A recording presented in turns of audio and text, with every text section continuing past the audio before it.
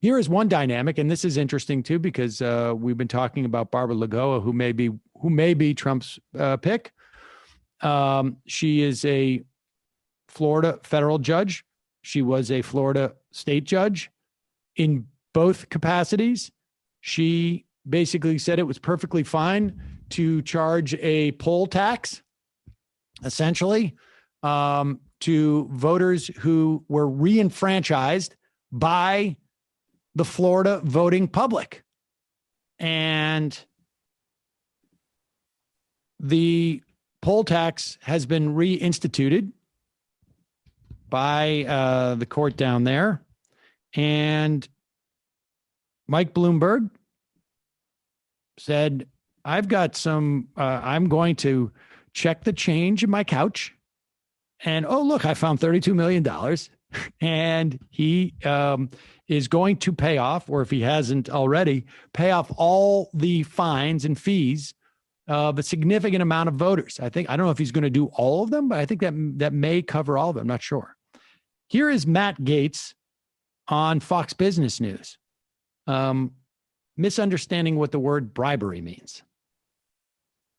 Mike Bloomberg's efforts in Florida, because I will be calling on the Florida Attorney General to launch an investigation into Mike Bloomberg for potentially engaging in bribery and vote buying in the state of Florida. Here's how that works, Lou. In Florida, you only get to vote if you're a convicted felon, if all of your court costs, fines, fees, and restitution are paid off. And so what Michael Bloomberg is doing is creating a politically motivated way to retire the debts of these felons in exchange for their votes. And it's not every felon, it's just those which they have specifically identified as the Biden voters. And so, again, that's offering a bribe, an inducement for someone to behave a certain way in voting. I think it's potentially criminal. It's probably the worst waste of money for Michael Bloomberg since he was a failed presidential candidate.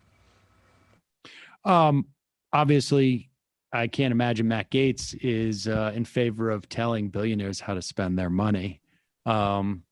I would certainly be willing to get on that train if it was one that he was conducting. I would start with a massive percentage of that will go to the government, and then we will figure out how to expend that.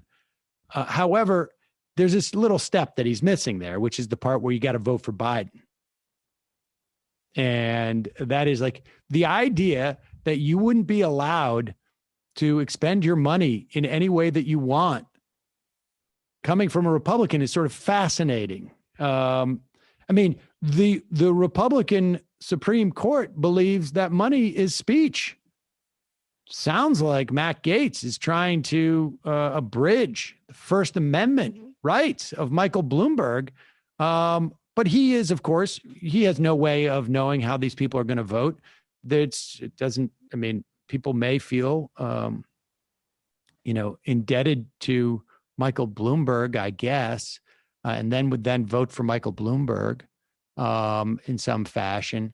But I think if someone's excited about the idea that they get to vote, I suspect they'll take it seriously and won't just vote for the sake of, it's not like they're putting this money in their pocket, right? All they're doing is getting the ability to vote. Yeah. And also, it's not like they have to sign an affidavit saying that they'll vote for Joe Biden, right? He's selectively helping out the people who seem like they will, which is different than bribery. It's more like favoritism. It's not bribery. It's like literally it is. And if the idea of, it's also sort of grotesque, the idea that like your ability to vote is something of like commercial value as opposed to just simply your basic right. Well, that's the step that Gaetz couldn't skip over, which is like in Florida, we do this crazy medieval thing where we have people pay their legal fees. Yes, exactly. We still believe in a poll tax in Florida. And so